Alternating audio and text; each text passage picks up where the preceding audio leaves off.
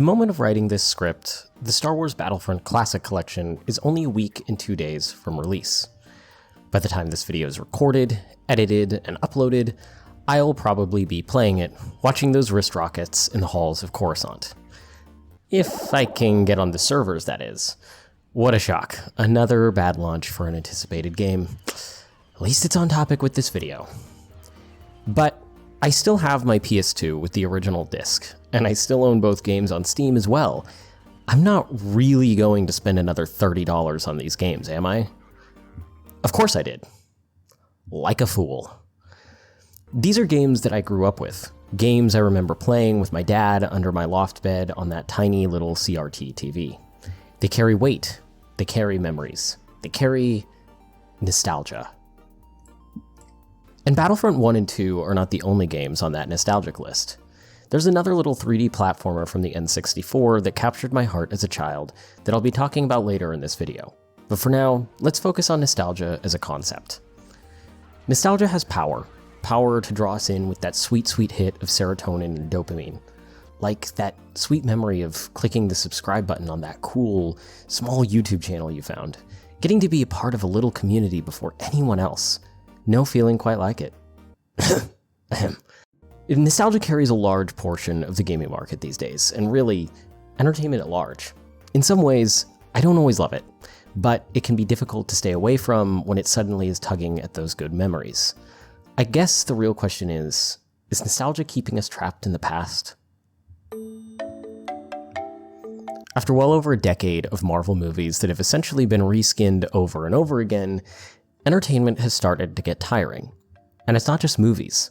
Here's my hot take on Pokemon that surely won't get me canceled as an example.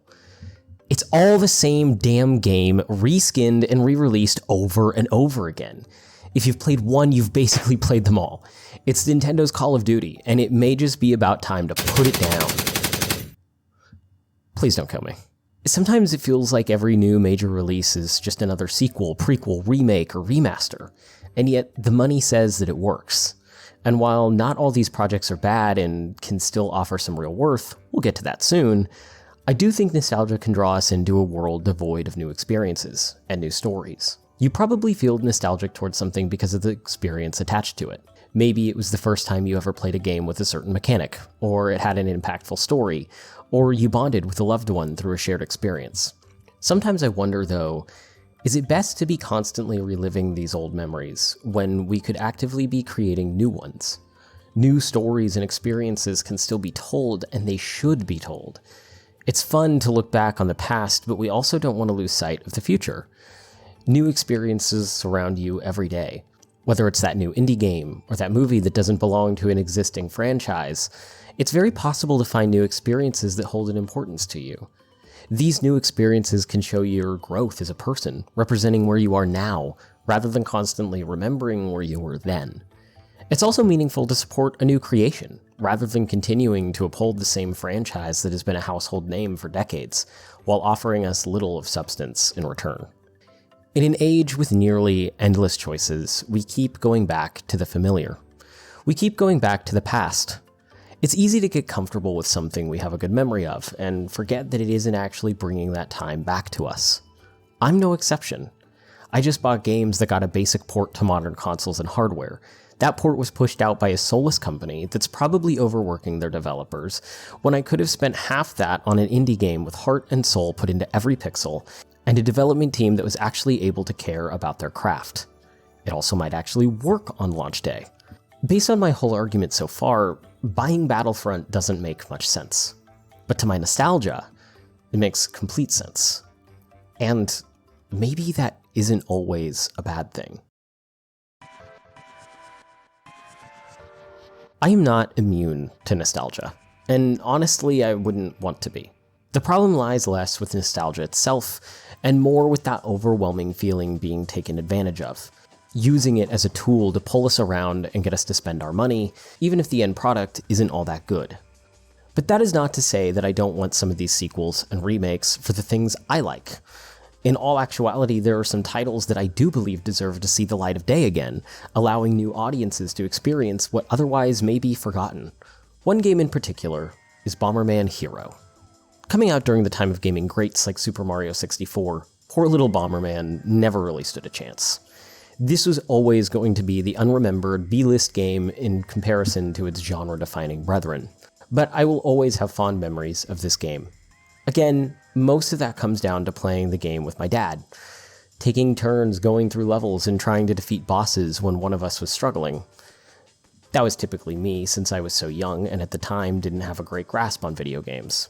On top of that, the game is nowhere near as polished as some of the other games coming out at the time. But there's a charm to this game I can't deny. The soundtrack is honestly great. I've unironically listened to the whole soundtrack in my free time on multiple occasions. Bomberman's sounds and expressions are hilarious, and while levels are relatively simple, there's some real memorable locations. Also, don't get me started on how cool Nitrous looks, and some of the other bosses as well. I would kill to see a faithful remake of this game, or even a sequel. With Bomberman coming back with 2 games on the Switch, I've been holding my breath and holding out hope that maybe there will be a new Bomberman Hero game in the future. And I'm still holding out that hope, even if there's the smallest possible chance. Just please don't do something like the Xbox 360 reboot. I don't think I'll recover from that. While it might be easy to look at past experiences and get caught up in the past, it is important to remember where you came from. There's nothing wrong with getting hit by that emotional wave that a piece of media or anything can give, and living in that moment for a bit. It's all too human to ignore, and life would get pretty dull if we never allowed ourselves to re-experience those memories. These franchises and creations can become a part of us and play an integral role in the people we become. Heck, I just made a whole video about that not all that long ago. So, what now? As I've just essentially talked through my own arguments in my head for the last few minutes, I've been on both sides of the fence. I both hate and love my own weakness towards nostalgia, and the feelings it brings. I both despise the fact that so many games and movies get remade and re-released, and simultaneously jump on board that same ship when I'm the one getting the nostalgic hit. I guess there's no real answer, other than balance. Perfectly balanced, as all things should be. The more I have lived, the more respect I have for the symbol of yin and yang. Opposites, light and dark, good and evil, one and another, balanced ever so perfectly. It feels like the more I look at the world, the more I look at problems and opinions and simple tasks of daily living, I find less and less I can draw a clear line on. Very little looks truly one way or another. Typically both arguments on whatever you're arguing have some interesting points to make. Most of life is endless shades of gray that stretch out further than the horizon. Nostalgia is no such outlier. It is important to keep your mind open to new experiences, to seek creating new memories, and to grow in the way you interact with the world. To not constantly keep yourself stuck in the past, unable to move on from the first things that brought you joy. But it is also important to remember the moments that got you where you are in the first place. Reliving those memories and sharing interests that raise similar memories with others in your lives, it keeps us grounded. It helps to remind us where we came from and serves as a tangible reminder of why we care for those we love most. I think it's important to keep ourselves vigilant of the power of nostalgia, to understand that it can be used to manipulate us in some circumstances, but to remain aware that there is a time and a place to get lost within it, keeping ourselves open to new possibilities, while also not forgetting about what helped to shape who we are today. Now, I guess I'm going to go play Battlefront for a bit. The original. I decided to refund the Classic Collection. Or maybe Helldivers. I don't know. I don't think either is a bad choice. I want to give a big thanks to everyone that stuck around this long in the video. Your support and watch time really does mean a lot.